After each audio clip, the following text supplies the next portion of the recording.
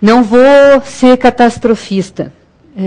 Acho que talvez seja um pouco nostálgica pelo tom das coisas que eu vou trazer para vocês. São seriados da minha infância, alguma parte deles.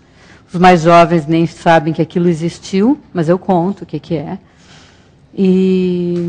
Mas, na verdade, nós precisamos descobrir desde quando que a família se considera em crise.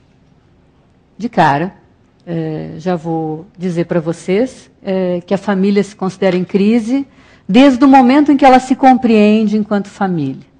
Família sempre existiu, sempre tivemos pais, avós, tios, primos, etc. Sempre nascemos, de alguma forma, de algum tipo de organização familiar. Normalmente, secularmente, nascíamos em famílias mais extensas, em convívio com primos, tios, enfim, com outras ramificações. A gente tinha condições de entender o que é uma árvore genealógica. Hoje, quando uma criança contemporânea precisa fazer uma árvore genealógica, na cidade eles se atrapalham, porque já primo já é uma coisa que nem sempre se tem. E tios são poucos. Essa ideia de que os pais têm muitos irmãos, que por sua vez têm primos, primeiro e segundo grau, é coisa que eles não entendem. Por quê? Porque a família se reduziu, se contraiu ao essencial. Somente o essencial, como diria o Baulu. Bom, a partir do momento em que ela se reduz para o essencial, ela se transforma no que chamam de família conjugal ou nuclear.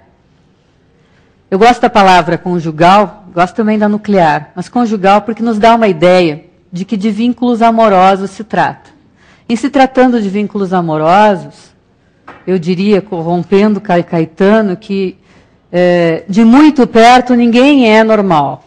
Então, essa forma claustrofóbica que a família nuclear, no sentido nuclear, vocês sabem que tem uma belíssima história do Ítalo Calvino, chamada, um livro As Cosmicômicas, acho que isso foi traduzido, em que eles vivem todos num ponto.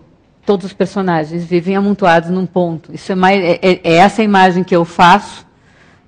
O Calvino gosta de criar situações absurdas, Essa imagem que eu faço quando eu digo família nuclear. Eu não sei exatamente o que os sociólogos e antropólogos definem por família nuclear. Eu tive pesquisando ao longo desse tempo. Isso é um capítulo do livro que eu estou escrevendo.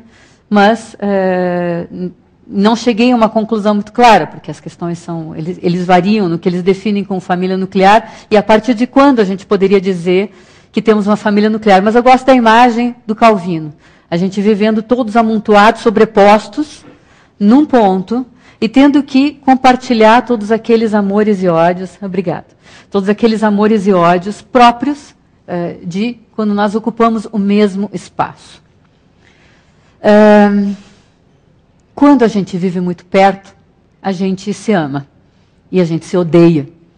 E é nesse sentido que talvez pensar a família nuclear, sobre a qual começamos a nos queixar, no mínimo, há 1,5 séculos, que é talvez o tempo mesmo de instalação da conjugalidade enquanto forma única de construção de família, ou seja, nós nos escolhemos um casal porque nós nos amamos e nós vamos ter filhos porque queremos. Isso é muito importante, é uma coisa completamente nova, isso tem muito pouco tempo na história da humanidade. Não só isso, nós nos escolhemos porque amamos e vamos ter filhos porque queremos, como nós, leigos, vamos educar essas crianças. Isso é novo também. E mais, a mulher, ela vai ser muito importante, o que também é muito novo. A opinião dela faz diferença, ela é o arrimo do homem, e isso é explícito.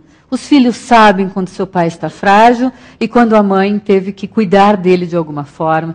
Tudo isso é muito novo. Então, nós temos um casal de leigos cuidando dessa educação. Nós temos algumas outras novidades também, o que eu chamaria de educação socrática, que como na sociedade contemporânea, o passado ele tem pouco valor, o que vale é o que nós vamos inventar, não o que nós já inventamos. Nós temos uma imensa expectativa do que a ciência vai fazer por nós, do que a tecnologia vai fazer por nós. Eu ainda espero, como eu sou uma pessoa que sofre de câncer 1 vez por semana.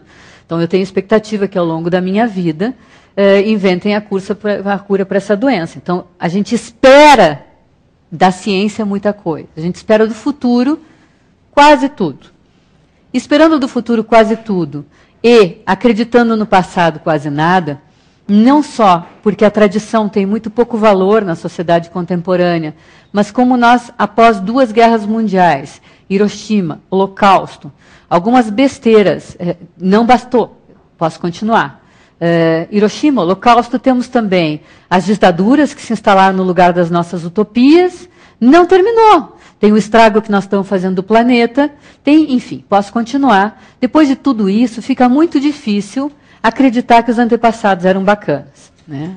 Os nossos filhos hoje, não sei se vocês viram um vídeo que corre pela internet, que é uma menininha muito bem falante, que ela fala, acho que na Assembleia da ONU, e ela dá uma verdadeira mijada, não sei se aqui em São Paulo se diz assim, não? Ela dá uma mijada, a gente diz no Rio Grande do Sul, quando xinga. Né? Ela xinga todo mundo, ela xinga os adultos ali presentes, pessoas insignificantes que estavam ali na Assembleia da ONU, por terem estragado o planeta no qual ela ia ter que crescer. Essa é a imagem do nosso mundo. Os adultos são responsáveis por grandes besteiras. E, embora eles tenham feito tudo o que os jovens têm a usufruir, na verdade, nós temos mais facilidade de acusá-los do que em serem reconhecidos. Esse é o cerne da família, uma família socrática, aonde, como os pais acham que tem muito pouco para ensinar, eles acreditam que o que eles têm mais é a desabrochar, a desenvolver. São famílias naturalmente democráticas, mas que, na verdade, acabam primando por uma espécie de ausência, porque os pais têm muito medo de traumatizar. E nisso, a disciplina indisciplinada de que eu me ocupo, que é a psicanálise, tem uma grande culpa, porque a leitura desenvolvimentista da psicanálise que foi feita, e literal da psicanálise que foi feita, acabou tornando os pais como acusados, como culpados de terem traumatizado seus filhos e, portanto, tornado-os neuróticos. Neuróticos nós somos, quer queira, quer não. Os pais, desde sempre, eles são... o pai ou é forte demais, vide Kafka, olha que nós estamos há 2 séculos disso, né? Vide a Carta ao Pai, ou forte demais, ou fraco demais. Hoje em dia, se ele é forte demais, é considerado opressivo, se é fraco demais, é considerado insignificante, ausente, etc, etc. Não tem meio termo para a gente julgar o pai. A mãe, então, é excessiva ou abandônica. Também não tem meio termo para julgar a mãe. Então, uma vez o Contardo falou lá em Porto Alegre que ele dizia que o declínio da função paterna existe desde a própria origem da função paterna, desde a própria constituição da função paterna. Parafraseando ele, eu poderia muito bem dizer que a crise da família nuclear existe desde a sua própria origem. Se queixosos, seremos necessariamente nostálgicos. Né? A nostalgia, ela é a versão literária, a versão ficcional do que os psicanalistas chamam de lembranças encobridoras. Lembranças encobridoras são as lembranças de um passado que a gente não viveu, que é um passado fantasiado, uma ficção de nós que a gente faz, baseado basicamente nos nossos desejos atuais. Então, a gente monta um passado. Né? Então, por exemplo, se a gente mostrar uma... Eu não me lembro onde é que eu estava lendo isso agora. Eu acho que foi não me lembro. Né, que se mostrar uma foto do passado de alguém, uma foto minha do meu passado, de eu mesma numa pracinha, né, ali criança, que é uma fotomontagem, eu vou me lembrar daquela cena.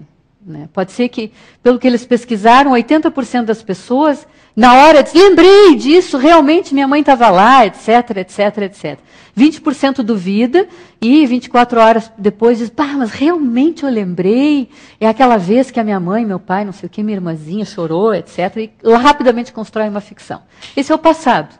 É um passado construído a partir dos nossos desejos atuais, do que a gente gostaria de ter vivido, ou gostaria de acusar, ou gostaria de ter como a nossa história. É sempre ficção. A gente vai mudando a nossa história. A gente vai contando um conto de nós e aumentando um ponto. A nostalgia, portanto, essa nostalgia que muito aparece na ficção, ela é uma lembrança encobridora da família. Bom, nós temos algumas coisas. É uma tomada retrô, na década de 70, nós estamos pós revolução de costumes, os hippies e a geração anterior à minha já tinha feito seu trabalho como bons irmãos mais velhos, já tinham garantido para a minha geração uma certa liberdade sexual, uma liberdade, né, de sair de casa muito cedo, um desejo de viver em comunidade, coisas que já na década de 70 eu pude usufruir graças ao trabalho fundador, né, dos meus irmãos mais velhos da década de 60. Então, essa série, ela é retrô, no sentido de que ela retoma uma família que não existe mais. Vejam bem, os Walton são uma família extensa, mora pais, avós, etc, etc. Eles têm um vínculo com a cidade deles, coisa que hoje em dia pouco se tem, né? Eles têm um super vínculo com a cidade e se envolvem em causas da cidade, enfim. Tem um vínculo com a paróquia, evidentemente, que a mãe é devota e o pai, como costuma acontecer nessas famílias tradicionais, já é um pouquinho mais rebelde, né? E eles têm 6 filhos. Né? Então, esse que vocês viram, o menino que aparece escrevendo, é o narrador, é o John Boy. Né? Classicamente, né? Quem viu aquela série adormece ao final da série, quando acaba. Tem as últimas palavras do seriado são boa noite, John Boy. Boa noite, Mary Ellen. Né? Então, toda a minha geração sabe que se trata disso, né? Porque assistiu, né, esse seriado e se dá boa noite assim, brincando. Né? Mas tem essa família extensa, né, que todos estão na casa. Né? O John Boy, depois, ao longo do seriado, ele acaba, acho que se alistando, ele vai para a cidade grande trabalhar como jornalista. E aqui começam as novidades daquilo que parecia tão antiguinho e que, na verdade, é mais novinho do que parece. A primeira coisa que nós temos claro aqui, vamos de trás para frente, né? Nós estamos assistindo a montagem de um retrato de família. Como é que é um retrato de família clássico? No retrato de família clássico, quem é que está no meio? Papai, sentado na sua poltrona, e mamãe, né, com o braço do lado da poltrona, e os filhos todos em volta, etc, etc, né? Avós, etc. Nós não temos o patriarca no meio da cena, nós temos um rádio no meio da cena. É a chegada do rádio que nós assistimos na entrada, né? E a pequenininha, né, que normalmente seria insignificante, seria uma plantinha a mais numa foto de família, né, no colo de alguém, no máximo, né, com roupas que ainda não importantes, porque não podia usar as roupas, não podia usar calça comprida, essas coisas. Ela é que ocupa o centro da cena. Então, nós temos 2 coisas no centro da cena que não haveria na família tradicional que se pretende estar sendo retratada ali. Pré-revolução de costumes. Né? Claro, na década de 30 nós já tínhamos grandes conquistas em termos do feminismo, mas que já tinham já tinham quase 2 séculos de lutas feministas, mas ainda muito isoladas em ambientes intelectuais, em ambientes literários, enfim, artísticos, não na família tradicional. Então, nós temos no centro da cena, em vez do pai, o rádio. Rádio, veja-se, isso aqui é da década de 70. É muito engraçado, porque hoje falam horrores de como a meninada é internética. A minha geração cresceu com os olhos quadrados. Nós víamos uma quantidade absurda de televisão. Televisão era uma novidade. A gente viveu um período em que os pais ainda não tinham descoberto que deviam falar com a gente. Isso foi descoberto depois. Eles, enfim, eles tinham descoberto que eles podiam ter vida própria, mas eles não tinham descoberto que eles deviam falar com a gente. Então, eu sou de uma geração que cresceu muito sozinha, muito ligada com a televisão, e a última coisa que ocorreria aos pais da minha geração seria escolher e partilhar programas de televisão, que é o que acontece com os pais hoje em dia, que tem essa preocupação de escolher, de selecionar e tal, internet. Então, isso já acontece na década de 70, esse seriado, no momento em que nós já somos plugados na tecnologia, que não é aquele rádio a válvula que está chegando ali naquelas imagens, mas é a televisão que aquela geração está assistindo e que hoje é a paixão internética da meninada. Mas, diga-se de passagem, porque eu detesto ser apocalíptica, embora os pais de hoje tenham muitas dificuldades, eles têm uma interação hoje com o que os filhos assistem, veem. Se hoje tu perguntar para uma mãe de filho pequeno quem é os Backyardigans, eles vão saber. Agora, experimenta perguntar para minha mãe quem era o Mike Thor. Ela ia dizer, do que tu está falando? Que língua? Né? Então, enfim, na verdade, a geração da década de 70 foi muito mais obcecada pela tecnologia do que essa. Mas, então, nós temos o narrador filho adolescente, a tecnologia e a criança no meio da cena. Vamos ao narrador filho adolescente, para a gente entender as imagens que nós vamos usar logo a seguir. Os adolescentes têm grande carga hoje em dia. A carga deles é ser o que nós gostaríamos de ser, porque nós apostamos todas as nossas fichas na contração do tempo, em que o tempo não haja sinais de que ele transcorre. Por isso, também nossa dificuldade de lidar com as novas gerações. Né? O Winnicott, psicanalista inglês, insistia muito de que os pais devem permanecer vivos, e no sentido não de que devem não morrer fisicamente, mas no sentido de uma não morte simbólica, devem permanecer vivos e idênticos a si mesmos para poderem ser assassinados aos pouquinhos pelos seus filhos adolescentes. É muito bonita essa ideia, porque quando o Winnicott pede que os pais permaneçam idênticos a si mesmos, não quer dizer que a criatura tem que ficar reacionária, ranheta, etc. Quer dizer que não precisa ter tanta vergonha de ter algum sistema de crenças e ter alguma sabedoria, afinal a gente já começou a ralar bem antes do que os adolescentes chegarem a esse mundo, e eles vão ter que fazer muita besteira para chegar no nível de besteiras que a gente já fez. Então, alguma coisa a gente tem para contar. Então, esse era o pedido dele. Mas não é assim que a gente funciona. A gente funciona na base do pedido de desculpas por sermos tão velhos, em nos admitam no seu clube de adolescentes, em nos parecermos com adolescentes, em tentar falar como eles. E é quase inevitável, quando eu vejo, eu estou dizendo tipo, troço. Eu não sei o que acontece aqui, aqui em São Paulo, mas no Rio Grande do Sul, tudo é tipo. Né? E aí eu fui lá e era tipo um lugar. Assim, tipo, quando eu vejo, eu chego para um paciente meu e digo, é tipo assim? Ué, desculpe. Então, a gente acaba falando como os adolescentes. Eu tenho 2 filhas muito jovens. Nem tão jovens, mas jovens. Então, nós tendemos a nos mimetizar, porque é isso que o nosso tempo nos pede. Nós tendemos a nos vestir com as mesmas roupas dos nossos filhos. E isso é inevitável.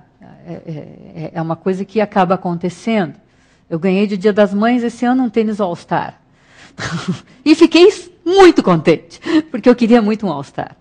Então, acaba acontecendo isso. Né? Os filhos mesmos nos convidam para essa posição e a gente entra de muito bom grado. Então, há uma contração de gerações. O filho adolescente é o narrador nessa história, porque o adolescente assume um papel de protagonismo na mesma medida em que nós nos apagamos e na mesma medida, voltando ao que eu dizia há pouco, em que o novo tem muito mais a prometer do que o velho a entregar. Não que não tenha a entregar, mas que a gente não reconhece. Em segundo lugar, porque na família nuclear nós temos bem claro que quem faz a família são os filhos. Um casal, aliás, devia ter uma terminologia separada para casal sem filhos. Devia se chamar casal solteiro. Porque um casal só se torna um casal casado com o peso do casamento e só se torna, de fato, uma família no momento que encomenda o seu primeiro filho ou um filho, não importa. Né? Apesar de que eles, quando vem a mais, eles não são em progressão aritmética, geométrica, né? Porque uma família se torna muito mais família quando tem mais de um filho, porque a coisa pesa pelos conflitos fraternos, né? Que é difícil de administrar. Mas, então, nós temos a situação em que nós, como pais, hoje, sabemos que o que nós temos para apresentar na nossa condição parental é aquilo que sobrou da nossa filiação. É a administração da nossa herança como filhos. Então, é sempre, desde a posição de filhos que nós estamos falando. Os analisantes hoje dizem, eu quero ser um pai melhor, pior, igual, ao contrário, não sei o quê, dos meus pais. Então, o parâmetro para a construção de uma parentalidade é o filho que nós fomos. Quem constitui uma família é o filho que nasceu.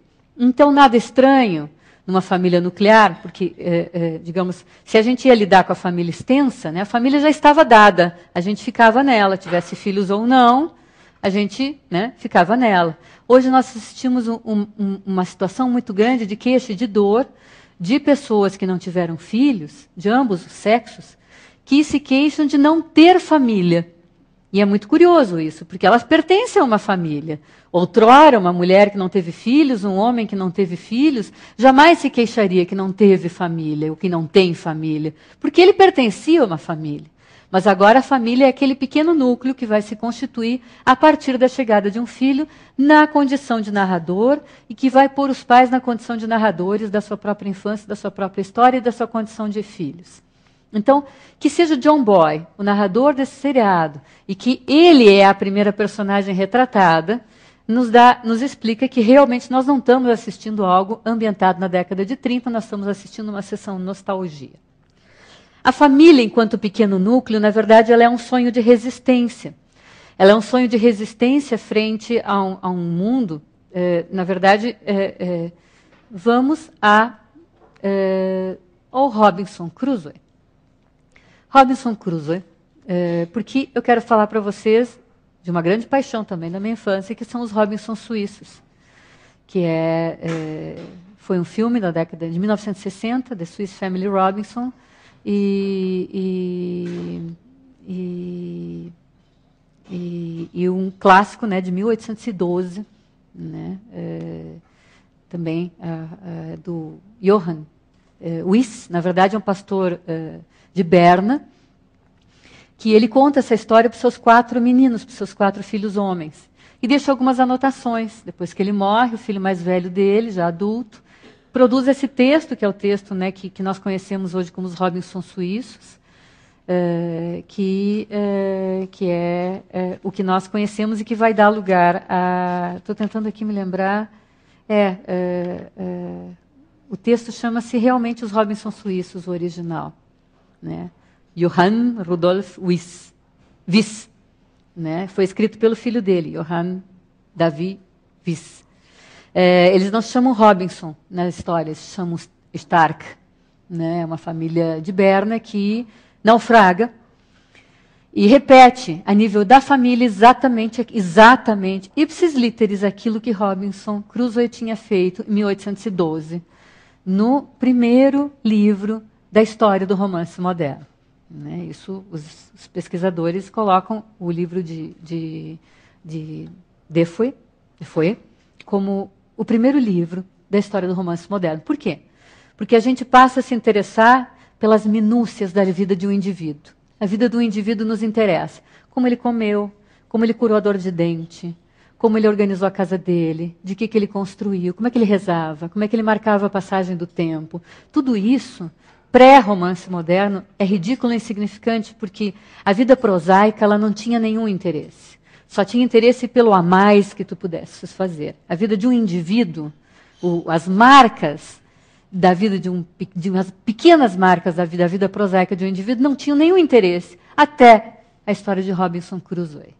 O pastor Wyss, um século depois, coloca uma família nessa mesma cena. Né? Eles naufragam e, ao invés de se preocupar em construir um barco, uma balsa, qualquer coisa, fazer uma fogueira para os helicópteros verem em 1812, qualquer coisa, eles começam a construir um pequeno mundo, exatamente como o náufrago de Defoe fez. Né? Esse pequeno mundo é uma paixão para eles. Na verdade, eles se isolam, como no caso do Émile de Zola, e ele começa a fazer ali a educação, né, a tutelagem dos seus 4 filhos homens, como na família de origem dele, a ficção repete, e ali eles ficam. Na década de 1960, quando o Disney faz a sua versão, isso se tornou uma espécie de lenda urbana, esse livro. Ele tem várias versões. A tradução para o francês criou outra versão, e o que hoje que a gente compreende como a história é a versão inglesa, feita por uma escritora que pediu para o filho do pastor Wyss, que tinha estabelecido o texto, se ela podia fazer umas pequenas modificações. E ela reescreve praticamente o livro, em uma situação na qual chega uma náufraga e o filho mais velho se casa com ela, eles constituem uma pequena comunidade ali, tem piratas, os filhos mais moços vão embora, vão estudar na Europa. Ela cria já uma interação dessa família com o mundo. Mas o original, a razão pelo qual a gente ama esse mito, é justamente pelo fato de que é o núcleo familiar engruvinhado, amontoado, como na metáfora, como na imagem do Calvino, uns nos outros, com os pais constituindo seu pequeno reino. Por isso que toda criança, toda menininha se fantasia de princesa, porque papai é rei, mamãe é rainha, e ela é a princesa. E essa é a fantasia de cada casal que constitui seu pequeno reino, com a família que constitui. E nesse pequeno grupo, nesse mundículo, conseguir ser alguém que construa a vida de alguém, ser alguém para alguém. Tudo isso é muito maltratado, nós já vamos falar disso. Mas essa foi a primeira família Robinson. Eu vou pedir imagens da última família Robinson, que é a família de Perdidos no Espaço. Essa é a última família Robinson, é o Canto do Cisne da família da harmonia familiar.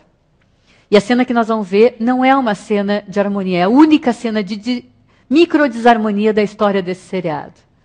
Você vê a atriz se questionando. A única ocasião que num seriado tão pasteurizado ela conseguiu atuar, porque ela é boazinha o tempo todo. Sempre boazinha. E é um seriado de 1965, baseado num futuro, né, de 1997. Né? O futuro para eles naquela época é monstro de látex, macacões de prateados, e a mesma cena de jantar familiar, de tudo. Né? O que é curioso nessa família é que não tem adolescentes. Essa menina ela já é uma jovenzinha, já é uma jovem adulta, ela já está se preparando para se casar com o piloto da aeronave, que é o único cara que não é da família, e tem duas crianças, a Penny e o Will. As aventuras, elas ocorrem por conta do menino, esse menino Will, esse menino que aparece no começo, e de um invasor da nave, que é um espião, provavelmente russo, que é o Dr. Smith.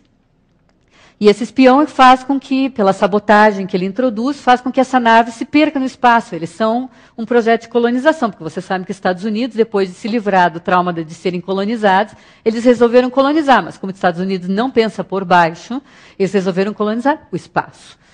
Quem se importaria com... A nós, eles nos vendem espelhinho, calça de brim, etc. Né? Mas o espaço é que eles realmente vão colonizar. Essa é uma missão de colonização. Então, nós temos aqui uma antevisão do que seria um mundo globalizado. Em primeiro lugar, para os Stark, eu não sei como eu disse, o oponente era a natureza. Eles precisavam domar a natureza. Para a família Robinson, essa última, os oponentes são os estrangeiros, os povos de outros planetas e o estrangeiro que entrou na nave deles, o russo esse. Esse russo só arranja encrenca. Ele não é dito como russo, mas é curioso que o ator que faz esse papel, ele é um estrangeiro, é um espião, não dizem do quê.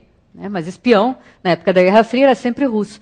E o ator que faz esse papel, ele é filho de russos, então ele tem uma cara russiforme, assim, que não precisa explicar, tá entendido. Né? Mas então, ele e o pequeno, esse Will, arranjam rosca o tempo todo, arranjam problemas que fragilizam a segurança da família e criam milhões de problemas. Então, o que nós temos aqui? Primeiro, a ausência dos adolescentes num seriado que é de 1965. Nós estamos aqui no auge do conflito entre gerações, né? do problema mesmo, de quando esses jovens estavam, né, queimando seus sutiãs. e que a introdução de uma personagem realmente adolescente nesse filme seria insuportável naquele então, pensando na harmonia familiar que devia se ter. Tanto que nós vimos a única cena de rebeldia adolescente da história do seriado. E ela dura meio segundo. Jody? Acabou. E tem mais. Essa menina ela estava sob efeito de plantas venenosas, só por isso ela se rebelou. Nada a ver com o que os jovens andavam consumindo naquele então. Né? Senão ela não teria se rebelado, senão ela teria a mesma cara de nada que ela tinha sempre.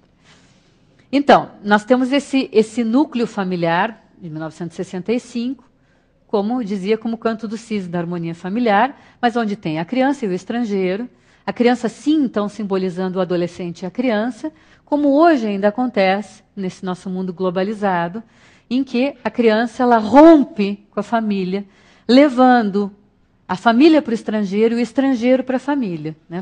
Hoje, ou nós temos situações por exemplo, aqui no Brasil é muito pouco comum, mas nos países europeus nós temos as famílias ligadas à sua cultura de origem, que o filho é que fala o inglês ou o francês, e ele que traz para dentro da família e rompe aquele núcleo cultural original e contamina aquele núcleo cultural original com a sua miscigenação na cultura do país onde essas famílias foram viver. Mas a gente pode entender isso também pela via da tecnologia, na medida em que a criança traz para dentro de casa, o jovem, coisas que são estrangeiras para nós e que a gente precisa se habituar.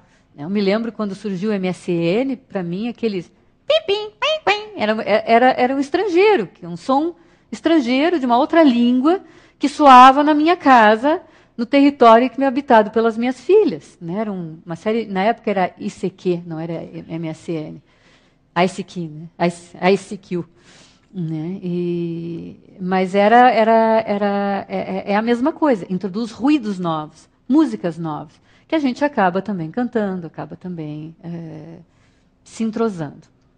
Né? Então nós temos a figura do estrangeiro também representando não só o fato de que esse núcleo familiar ele é falido como um núcleo desde o seu começo, porque, né, vejam bem o que nos dizia Freud, 1897, vejam como é velha a crise da família. Né? Também em mim comprovei o amor pela mãe, é uma carta que ele dirige para o Fliss, seu amigo da época, muito importante, uma amizade que se constituiu a análise do Freud. Também em mim comprovei o amor pela mãe e os ciúmes contra o pai, e ao ponto de que agora os considero como um fenômeno geral na primeira infância. Se assim for, compreende-se perfeitamente o apaixonante e feitiço de Édipo Rei. Cada um dos espectadores foi uma vez em germe, em sua fantasia, um Édipo semelhante. Isso aqui é o nascimento mesmo, no texto de Freud, nessa carta, que ainda não era um texto, era uma carta, da comparação de cada um de nós e de cada uma das nossas famílias com a família retratada por Sófocles, que ela funciona não como uma metáfora que a gente está forçando a barra e tentando entender mal os clássicos gregos, não.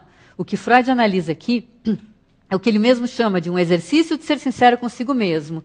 Ele analisa seus sonhos à luz do seu helenismo. Ele era um helenista muito apaixonado, Freud, e ele começa então a usar os textos gregos, que ele amava de paixão, para pensar como metáforas que ajudavam a entender os seus sonhos incestuosos, que ele teve a coragem de arrolar.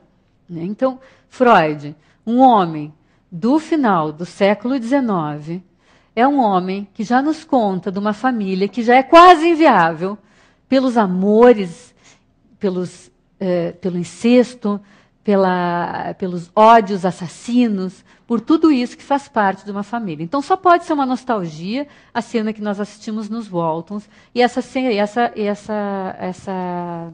isso que nós vimos aqui no Perdidos no Espaço. Bom, só que hoje nós enfrentamos um outro tipo de inimigo, um inimigo interior. Um inimigo que passa pela nossa tristeza, pelo nosso desamparo. Nós somos desamparados, esse conceito de Freud, que ele dizia que nós nos apegamos a ideais religiosos, e até a gente poderia dizer totalitários, sem desculpar os nazistas nem os stalinistas, mas nos apegamos por puro desamparo.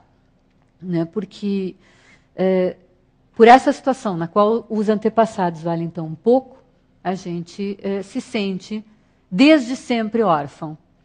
Nessa condição de se sentir desde sempre órfão e desde sempre desautorizado como pai e mãe, na medida em que o que nós temos a transmitir não vale tanto como o que pode ser ainda inventado, né? E temos muito tempo, muito medo, por efeito até da disseminação popularesca das teorias psicológicas baseadas na psicanálise, temos muito medo de traumatizar nossos filhos, quando a gente, na verdade, é a melhor coisa que a gente tem para fazer.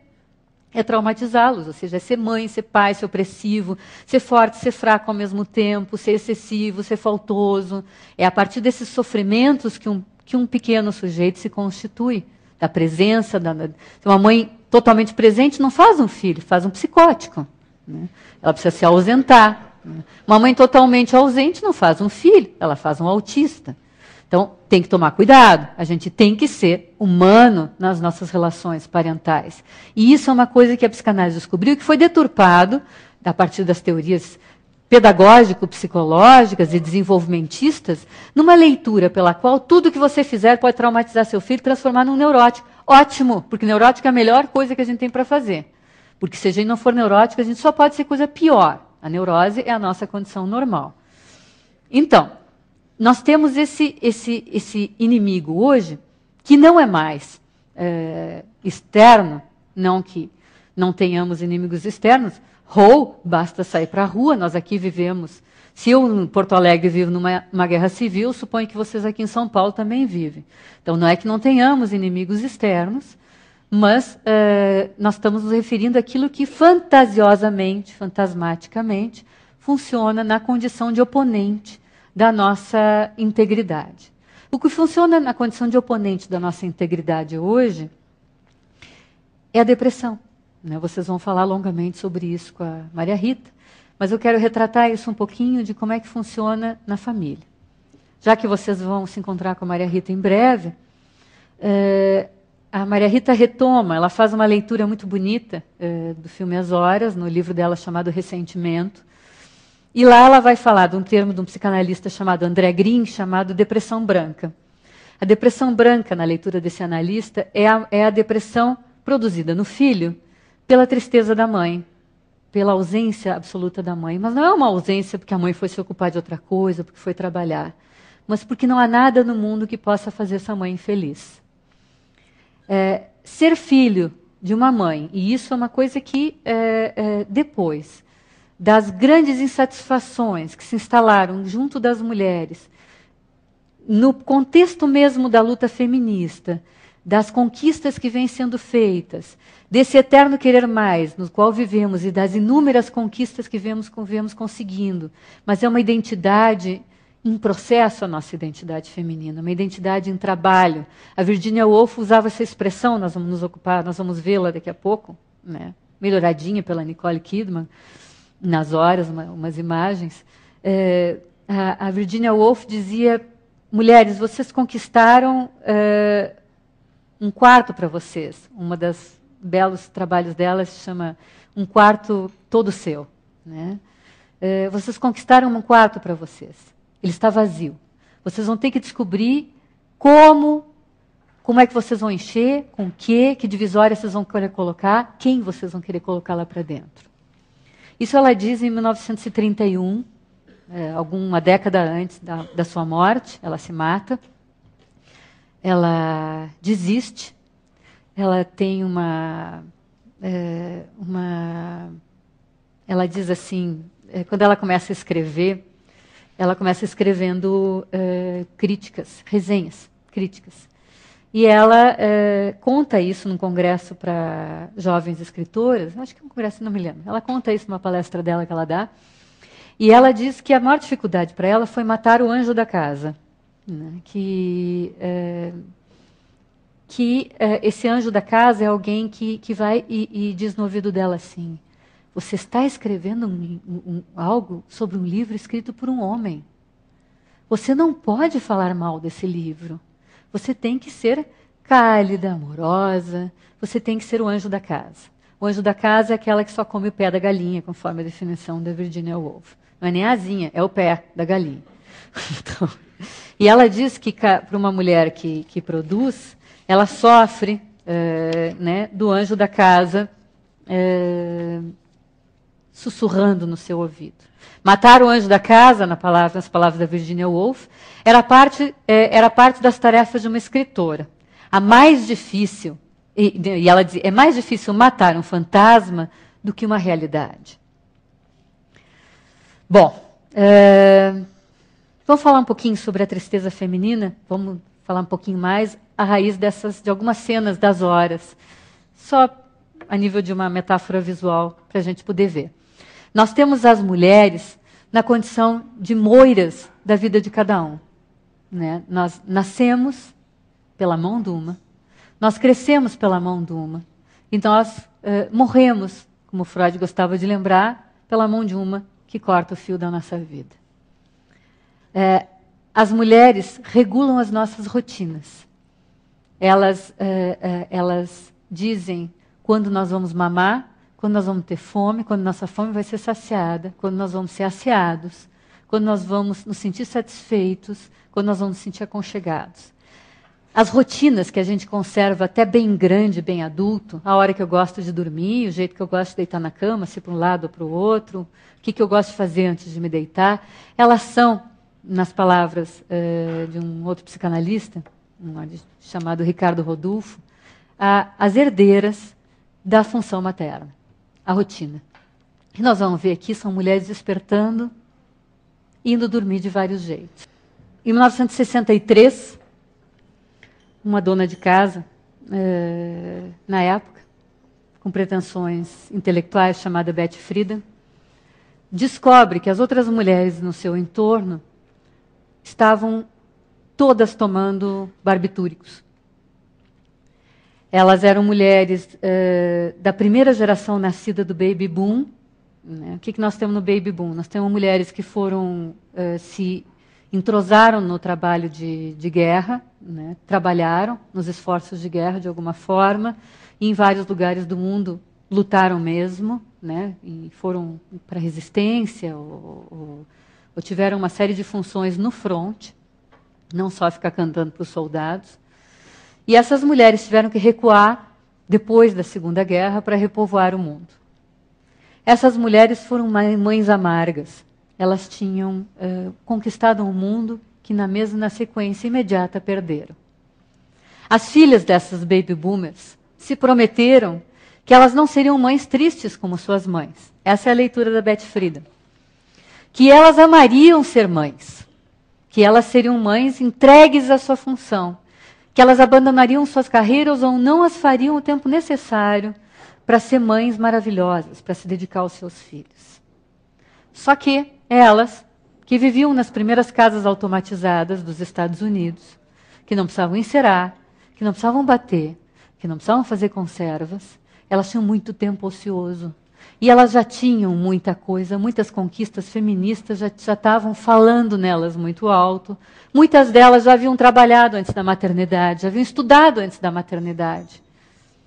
E quando se entregam à mesmice rotineira, porque existem poucas coisas mais chatas do que um bebê, muito chato, elas começam a se sentir reduzidas elas próprias a nada. É isso o que a Betty Friedan chama de a mística feminina. São as mulheres que têm tudo e se sentem sem nada. E se deprimem, então, na década de 60, nas cidades ricas dos Estados Unidos. Eu vou ler para vocês o que foi dito, porque estava muito baixo e eu não consegui baixar com legenda. É a carta de suicídio da Virginia Woolf, que se mata de uma das formas mais corajosas possíveis. Ela enche seus bolsos de pedra e vai e entra na água. Então, é a morte de alguém que realmente queria morrer. Não é tomar uns remedinhos e telefonar para o namorado para ver se ele desiste de romper comigo. Isso é a morte mesmo. Então, dessa carta, ela diz: olhar a vida na cara e conhecê-la sempre. Há de olhá-la na cara e conhecê-la pelo que ela é, e perder de saber, amá-la pelo que ela é, e então livrar-se dela. Leonard. Sempre. Os anos entre nós. Sempre. Os anos. Sempre. O amor. Sempre. As horas. O que nós temos aqui é uma carta de amor. E, na verdade, uma carta suicida é o único jeito que existe na face da Terra da gente ficar com a última palavra. Não tem outro. Na verdade, esse é o jeito como essa mulher, escritora, conseguiu. Escritora e debatedora, porque ela trocava muitas cartas em público em cima de críticas, questões feministas, e, enfim, ela era uma grande debatedora. É o jeito como ela conseguiu ficar com a última palavra. Mas ela dizia também para essas mulheres a que ela aconselhava que enchessem seus quartos, ela dizia, eu acho que para mim é tarde demais. Então, para ela, o anjo da casa falou nela de uma forma em que o único jeito de matá-lo, né, era morrer junto. Seu fantasma, como ela dizia, que é tão difícil de matar. Por que isso é tão complicado? Porque, como já nos dizia Simone de Beauvoir, no Segundo Sexo, e graças a Fernanda Montenegro está sendo publicado de novo, nós passamos décadas sem acesso a esse livro, com edições velhas, garimpadas em sebo, ela dizia, a Simone de Beauvoir, que a cultura nossa, ela é baseada na valorização do ato do assassinato, não do ato do nascimento. O que faz de alguém valioso é o poder sobre a morte, não o poder sobre a vida. E as mulheres só têm poder sobre a vida. E a Simone de Beauvoir pega um pedaço de uma carta da Isadora Duncan quando ela está grávida, e ela está desesperada, porque ela já era de Isadora Duncan quando ela engravida, de repente ela se vê reduzida, e a Simone trabalha muito bem isso no Segundo Sexo, a uma planta, uma plantação, uma coisa que é ali, e de um processo que se desenvolve de uma forma absolutamente alienante para a mulher. Né? Simone fala muito disso, de como não mais a mística feminina, mas a natureza biológica feminina submete a mulher de um modo em que os homens não se sentem submetidos da mesma forma. Então, o corpo do homem não faz com ele mês a mês, gestação após gestação, ovulação após ovulação, o que o corpo da mulher faz com ela. É preciso ser muito macho para ter um corpo de mulher, não é para qualquer um. E a Simone cita então Isadora Duncan, esse trecho é belíssimo, por isso que eu vou ler para vocês. Grávida, imagina, um corpo etéreo daqueles, pesado daquele jeito. Andando à beira-mar, eu sentia por vezes um excesso de força e vigor e dizia a mim mesma que essa criaturinha seria minha, só minha. Mas outros dias tinha a impressão de ser um pobre animal caído numa armadilha. Como alternativa de esperança e desespero, pensava muitas vezes nas peregrinações de minha mocidade, meus passeios sem objetivo, minhas descobertas da arte, e tudo isso não passava de um prólogo antigo, perdido na bruma que levava à espera de um filho. Obra-prima ao alcance de qualquer camponesa. Não precisa ser Isadora Duncan para parir. Né? Não precisa ser Isadora Duncan para emprenhar, para gestar. É quase um bicho que a gente é. Então, premidas entre os desejos de ocupar um lugar na sociedade. E isso, essa geração de Isadoras Duncans, se transformou naquilo que eu falei há pouco para vocês, em uma geração após outra de mães, de alguma forma, tristes. Isso não é dizer que todas somos mães deprimidas, mas é dizer que há algo na maternidade contemporânea que tem uma marca de tristeza e que, associada ao tipo de relação que essas mulheres mantêm com seus homens e dos homens consigo mesmos, gera alguns problemas difíceis de administrar. A Betty Friedan dizia que resultado da libertação feminina, ela dizia assim, eles crescerão, esses homens crianças. Né, de que a gente, as gerações de mulheres cuidadoras, infantilizaram os homens que eram quase incapazes de limpar o seu próprio traseiro, que dirá lavar as suas roupas de baixo. Ela dizia que da libertação feminina, os homens necessariamente vão também sair mais amadurecidos. Porém, eles também se sentem desamparados por isso. Né? Essa figura do desamparo masculino, ela é muito presente, se vocês conhecem cultura contemporânea, tanto no seriado dos Simpsons, que é mais popular, né, em que o Homer é um bebezão, incapaz de abrir a própria cerveja, quanto no outro seriado que eu recomendo a vocês, que é muito interessante, que se chama Family Guy. né? Family Guy é muito bacana. É os Simpsons mais trash, assim. Se vocês virem Family Guy, vocês vão achar os Simpsons extremamente light, assim, porque o Peter, o pai da Family Guy, é um Homer Simpson elevado à enésima potência, assim. Uma figura terrível, né? E é basicamente um homem muito queixoso quando ele não é cuidado, né? Então eles brincam com essa coisa, essa condição infantil do homem, em que eu queria ler um outro trechinho. Uma outra psicanalista, Marie Langer, a gente chama, porque ela viveu boa parte da vida dela. Ela é austríaca, na verdade, na Argentina. Ela escreveu um clássico muito importante que chama-se Maternidade e Sexo. Mas ela fala, numa releitura bem posterior, bem contemporânea desse clássico, que é uma leitura bem kleiniana, da maternidade, das fantasias da mãe, etc. Ela tem uma colocação a respeito da relação das mulheres e dos homens que vale a pena a gente analisar aqui. Ela diz assim: nós mulheres depositamos muito mais neles do que eles em nós. E cuidamos. E visto que somos mães e já criamos filhos varões, em primeiro lugar nos damos ao trabalho de armá-los como figuras onipotentes. A mãe faz o homem. Isso nós vamos assistir no próximo trechinho. Ou ela tenta fazê-lo. Para depois protegê-los e evitar que despenquem. E isso é assim até que nos cansamos e nos divorciamos. E então os transformamos em pedacinhos. A leitura que a Marie Langer faz aqui é uma leitura de um homem que também se deixa fazer por uma mulher. Isso para a gente não ficar nesse discurso feminista de que a mulher é deprimida porque ela foi oprimida durante tantos anos e ela está buscando uma identidade, etc, etc. Todos estamos buscando uma identidade. No momento que o pai, ali naquela cena, perdeu a sua cadeira para o rádio, a válvula e para a caçulinha, ele realmente vai ter que preencher o quarto dele também, assim como a mulher. E num primeiro momento aparece a figura do desamparo, porque ele fica sem mãe. O pai dele teve mãe, o avô dele, o trisavô, enfim, cada vez mais distante, teve uma mãe que cuidava das roupas íntimas dele, que ele podia deixar caídas no chão, até o banhava se necessário fosse, lhe servia comida no prato. Agora, o homem não só tem que cuidar de si, como ele é chamado também a cuidar dos filhos. Ele é chamado a interceder e também participar dos cuidados maternos primários. Ele que se sente tão desamparado. Além disso, ele se sente muito prejudicado pelo fato de que ele não pode falir.